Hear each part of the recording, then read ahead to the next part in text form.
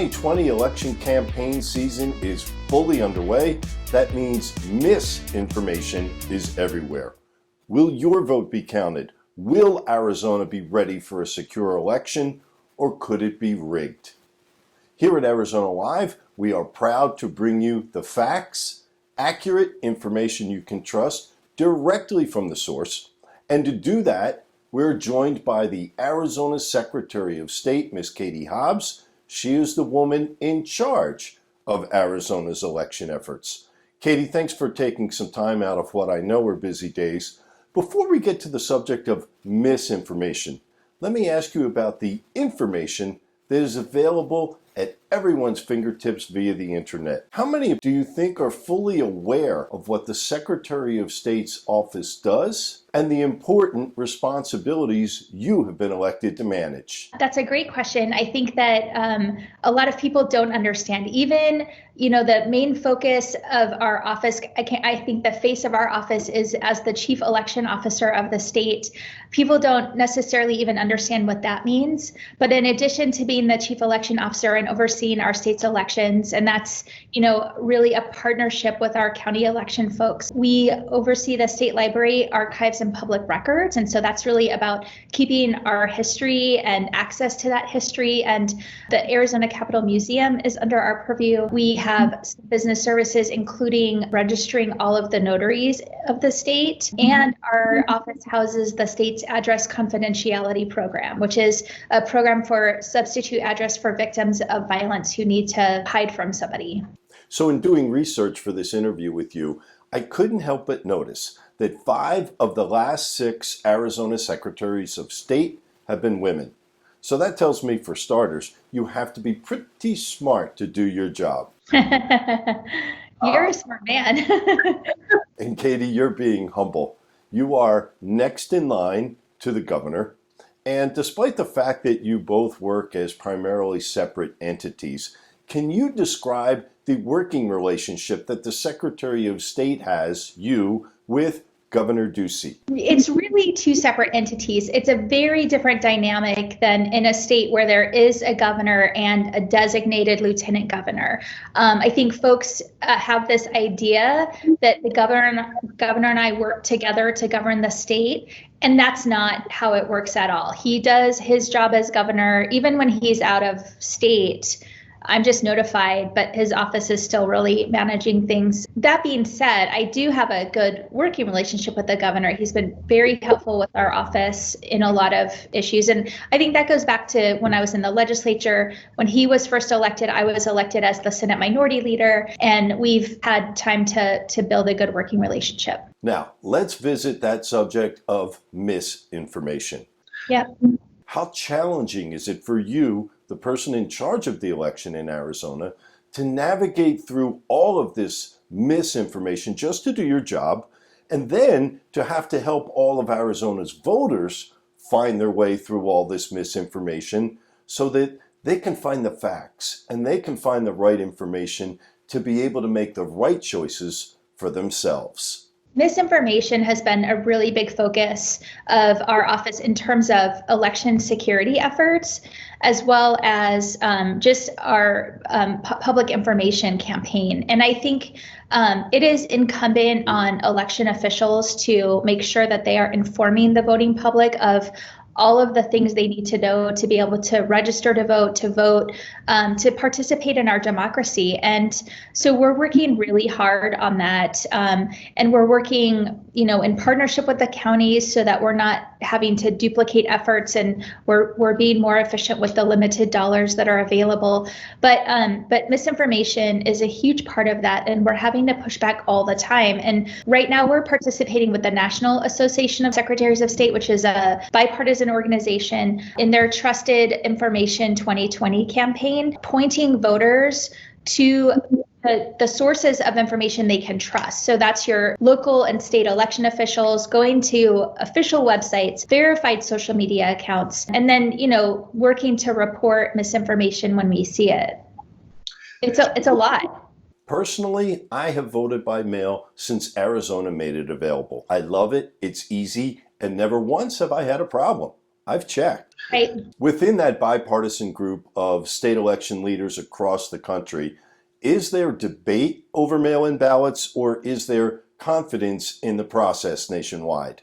There's widespread support among the secretaries to be able to expand vote by mail capacity in their states. There are, believe it or not, some states where you still need an excuse to vote absentee. And some election officials are running up against, reluctance to allow the pandemic to be used as an excuse for absentee voting. So I feel very fortunate here in Arizona that we're not contending with that. The bottom line and the message that we're trying to put out nationally around voting by mail is that it is a secure process. And all of the people who say otherwise just don't have the right information. In Arizona, when a ballot leaves the county recorder's office, it's tracked. It only goes to a registered voter. The county recorders are working all the time to make sure the lists are up to date and accurate. So we're not sending ballots to people who shouldn't be on the rolls anymore. Then, as you mentioned, you were checked on your ballot. So when you return it, you're able to check with the county recorder's office if that ballot has been accepted, and then when it's tabulated. And if there's a problem with the ballot, which usually is on the signature matching, because you have to sign that envelope, that's how your ID as a voter is verified, then they can reach out to you to correct that problem. So and ballots by mail are treated the same way as other ballots in the process in terms of handling, storing, transporting, and tabulating. And speaking of tabulation, this is a separate issue, but our tabulation rooms across the state have live streaming of the tabulation process when that happens. Specifically here in Arizona, you work with Republicans and Democrats on the state level, and you work with county election officials across the state from both parties. So are we prepared for a secure and legitimate 2020 election? Yes, I think that we were able to have sort of a test run in terms of running an election in a pandemic. During the presidential preference election in March, we were able to really get an idea of the additional sort of challenges that would be in place for August and November. We were sort of waiting by the phones all day for the worst case scenario in terms of people calling into the voter hotline, and nothing happened. So I think that's a testament to the work that we've been doing to really prepare and be proactive. And we're heading into November planning for the same sort of restrictions being in place in November as are now in terms of distancing, mask wearing, still needing to sanitize everything. And so I've been in office for a year and a half. We spent the entire year and a half planning and really building those partnerships with the counties so that we can work together. And so I think in terms of the additional challenges that the pandemic brings, that we're well situated. It's not going to be easy, but we're managing the situation, and voters are going to be able to vote safely. They're not going to have to choose between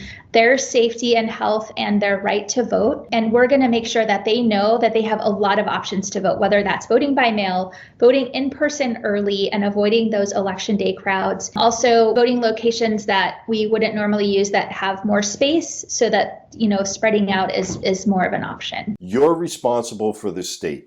So I put it to you, Secretary of State Katie Hobbs, is voting by mail in the 2020 election safe and secure, or does it have the potential to be riddled with fraud or rigged? It's really unfortunate that the rhetoric around vote by mail has become so hyper-partisan, especially at the national level. When you get down to the folks who administer elections, and we're talking elected county recorders and appointed election directors who are appointed by, different parties of boards of supervisors, there is bipartisan that it is an efficient way to run elections. It is a secure way to run elections.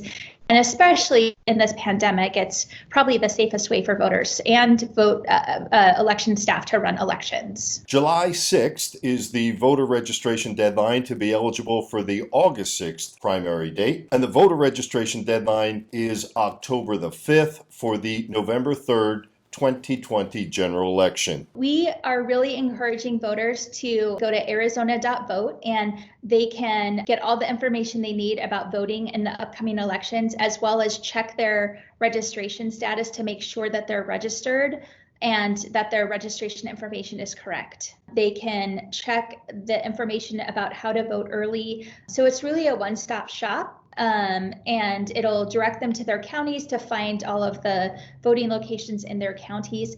But we really encourage folks ahead of that July 6th voter registration deadline to check their status and make sure that they are registered at the correct address and all those things so that they don't run into complications when they actually try to vote. Because once that July 6th deadline hits, then it's too late. It's not too late to fix your information, but it's too late to fix it and participate in the August 4th primary. Let me ask you one last question. I know you're slammed with this 2020 election, and I wouldn't want to have your job, but this has been very informative and very helpful. Can we ask you to squeeze in another few minutes for us before the November election? Sure, absolutely. Sounds good. Thank you, Arizona Secretary of State Katie Hobbs. You know, with you being a former social worker, I know you care and want to help and protect others. So I wish you the best of luck in your important work through what I'm sure will be a trying next few months. And I wish you and your family safe passage through this pandemic. We'll look for you again soon, right here on Arizona Live. Well, thanks so much for having me.